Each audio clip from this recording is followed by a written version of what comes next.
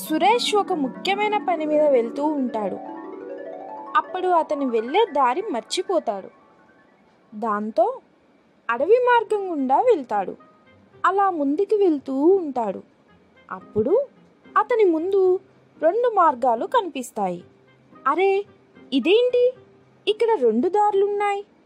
ఇప్పుడు నేను ఏ మార్గం గుండా వెళ్ళాలి?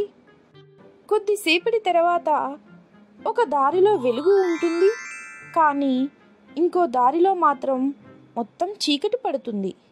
అప్పుడు ఈ వెలుగు వస్తున్న మార్గం నుండి నేను వెళ్తాను అని సురేష్ అనుకుంటాడు. అలా సురేష్ వెలుగు వస్తున్న మార్గం నుండి లోపలికి బయలుదేరుతాడు. కొద్ది దూరం నడిచిన తర్వాత అతను అనుకోకుండా మరొక ప్రపంచంలోకి వెళ్తాడు. దాంతో సురేష్ బాగా భయపడతాడు. అయ్యో భగవంతుడా, నేనెక్కడికి వచ్చాను?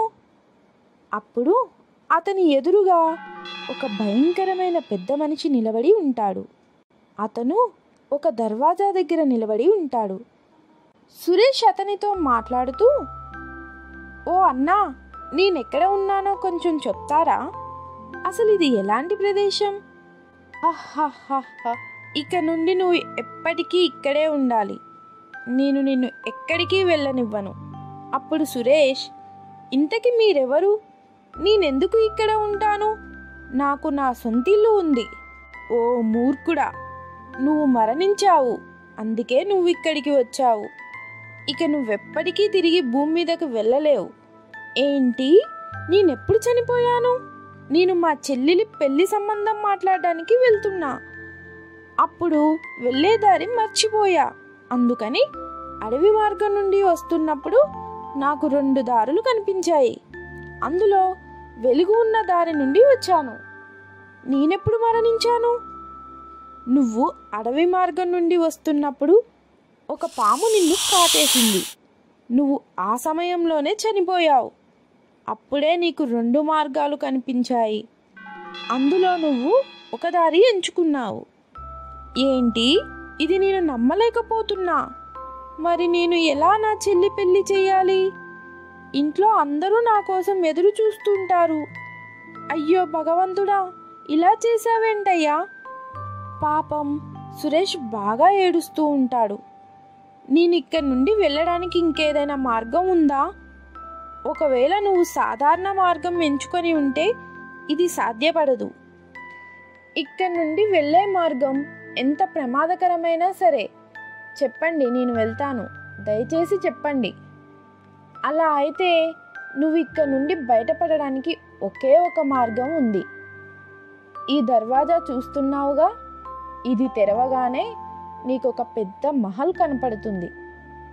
ఆ మహల్ నాదే, కానీ ఒక రాక్షసుడు దాన్ని తన ఆధీనంలోకి తీసుకున్నాడు.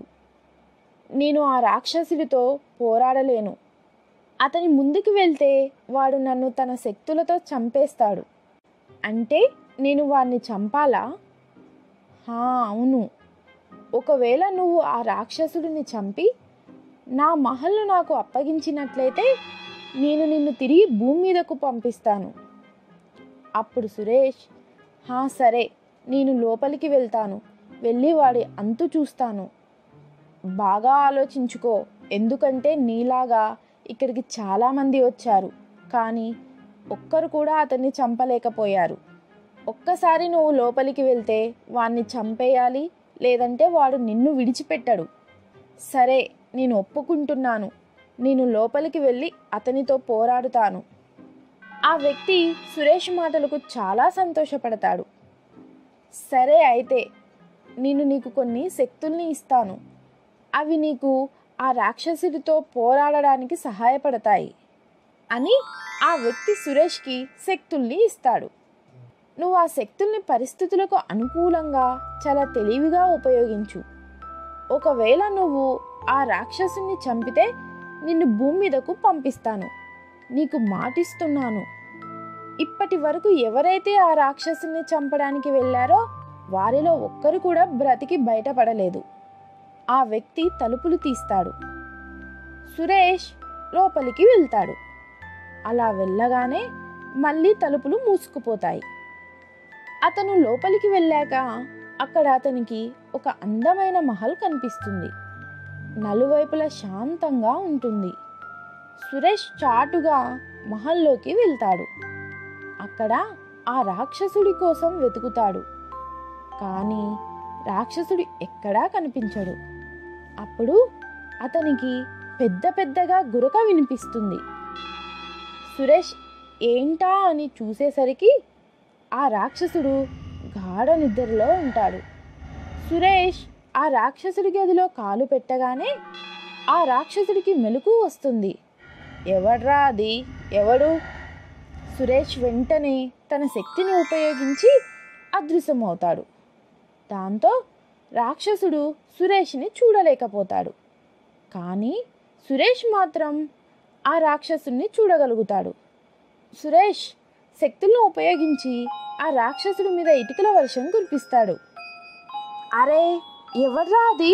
ఇదంతా చేస్తుంది ఎవరు? కానీ ఆ ఇటుకలతో రాక్షసుడికి ఏమాత్రం దెబ్బలు తగలవు. అతను అలాగే నిలబడతాడు. చూస్తుంటే ఈ ఉపాయం ఫలించేలాగా కనిపించడం లేదు. ఇంకేదైనా ఉపాయాన్ని ఆలోచించాలి. నువ్వేం చేయాలనుకున్నా నా ముందుకి రారా, అప్పుడు చెప్తాను. ఈ పనికి మాలిన మాయల వల్ల నాకేం కాదు. రాక్షసుడు తన దగ్గర ఒక వ్యక్తిని బానిసగా ఉంచుకుంటాడు. అతను రాక్షసుడికి పనులు చేసి పెడతాడు. మహల్ బయట ఒక నది ఉంటుంది. ఆ వ్యక్తి ఆ నది దగ్గర కూర్చొని ఉంటాడు. అప్పుడు రాక్షసుడు అక్కడికి వచ్చి అతనితో మాట్లాడుతూ, అరేయ్, నీకెన్నిసార్లు చెప్పా ఇక్కడ కూర్చోవద్దని? నాకు నీళ్ళంటే ఇష్టం లేదు. లే, ఇక్కడ నుండి వెళ్ళిపో. సురేష్ ఇదంతా చూస్తూ ఉంటాడు. ఆలోచిస్తూ, ఇతనికి నీళ్ళంటే ఇష్టం లేదు, కానీ ఇతనికి నీటి వల్ల వచ్చే సమస్య ఏంటి అని అనుకొని అతను మరొకసారి తన శక్తులను ఉపయోగించి ఈసారి రాక్షసుడిపై నీటి జల్లును కురిపిస్తాడు. దాంతో రాక్షసుడు గట్టి గట్టిగా అరుస్తాడు. ఏ ఈ నీళ్ళు ఎక్కడి నుండి వస్తున్నాయి? పారిపోవాలి ఇక్కడి నుండి, లేదంటే నేను చచ్చిపోతాను అని అనుకొని అతను మహల్ లోపలికి పారిపోతాడు. దాంతో సురేష్కి ఆ రాక్షసుడి చావు నీటితో సాధ్యమవుతుందని అనుకుంటాడు. రాక్షసుడికి ఏం జరుగుతుందో అస్సలు అర్థం కాక బాగా భయపడతాడు. సురేష్ అక్కడే అదృశ్యమై కొన్ని రోజుల వరకు ఉండిపోతాడు. ఆ రాక్షసుని నది దగ్గర వరకు ఎలా తీసుకురావాలని ఆలోచిస్తుంటాడు. బయట దర్వాజా దగ్గర ఉన్న వ్యక్తి ఈ పాటికి ఆ రాక్షసుడు సురేష్ని చంపే ఉంటాడు అని అనుకుంటాడు. ఒకరోజు రాక్షసుడు ఆ నది దగ్గరికి వస్తాడు. అప్పుడు సురేష్ తన శక్తులతో గ్లౌజుని తీసుకొని తన చేతులకి వేసుకుంటాడు. ఆ గ్లౌజుని వేసుకోగానే సురేష్కి ఆ రాక్షసుని కొట్టే అంత శక్తి వస్తుంది. అలా గ్లౌజుని వేసుకొని ఆ రాక్షసుని ఒక్క దెబ్బలో ఆ నదిలో ముంచుతాడు. నదిలో పడగానే రాక్షసుడు గట్టి గట్టిగా అరుస్తాడు. అప్పుడు ఆ రాక్షసుడు, అయ్యో కాపాడు, నన్ను కాపాడు, ఈ నదిలో నుండి నన్ను బయటికి తీ అని అరుస్తాడు. సురేష్ తన అసలు రూపంలోకి వస్తాడు. ఇప్పుడు అతను ఆ రాక్షసుడికి కనిపిస్తాడు. అంటే ఇన్ని రోజుల నుండి నన్ను ఇబ్బంది పెడుతుంది నువ్వన్నమాట. నేను నిన్నేం చెయ్యను, నన్ను ఇందులో నుండి బయటకు తీ. అప్పుడు సురేష్, అలా అస్సలు జరగదు, నువ్వు ఈ నదిలోనే ఉండు. కొద్దిసేపటి తర్వాత రాక్షసుడు ఆ నీటిలో మునిగి చనిపోతాడు. రాక్షసుడు చనిపోగానే అతని బానిస కూడా చనిపోతాడు. ఇక మహల్ మొత్తానికి ముక్తి లభిస్తుంది. తిరిగి తన అసలు రూపంలోకి వస్తుంది. సురేష్ దర్వాజా దగ్గరికి వచ్చి మాట్లాడుతూ, అరే లోపలికి రా, ఈ రాక్షసుడు చనిపోయాడు. ఇది విని అతను నమ్మలేకపోతాడు. వెంటనే అతను తలుపులు తెరిచి చూడగానే ఆశ్చర్యపోతాడు. అక్కడంతా ఇదివరకటిలాగా ఉంటుంది. అరే ఇది నిజంగా ఆశ్చర్యంగా ఉంది, నువ్వు నిజంగానే అతన్ని చంపేశావు. ఇక నేను నీకిచ్చిన మాటను ఖచ్చితంగా నిలబెట్టుకుంటాను. పద, నన్ను తొందరగా భూమి మీదకు పంపించు అని అడుగుతాడు. హా సరే ఇక్కడ నుండి నేరుగా వెళ్తే నీకు ఇదివరకటిలాగే 2 దారులు కనిపిస్తాయి. ఒకటి వెలుగులో ఉంటుంది, ఇంకొకటి చీకటిగా ఉంటుంది. ఈసారి నువ్వు చీకటిగా ఉన్న మార్గాన్ని ఎంచుకో. అప్పుడు నువ్వు నేరుగా భూమి మీదకు వెళ్తావు. సురేష్ ఆ వ్యక్తి చెప్పిన మార్గం గుండా వెళ్తాడు. అలా అతను భూమి మీదకు వెళ్తాడు. అతను భూమి మీదకు వెళ్ళగానే ఆ 2 దారులు మాయమై ఒకటే దారిగా మారుతుంది.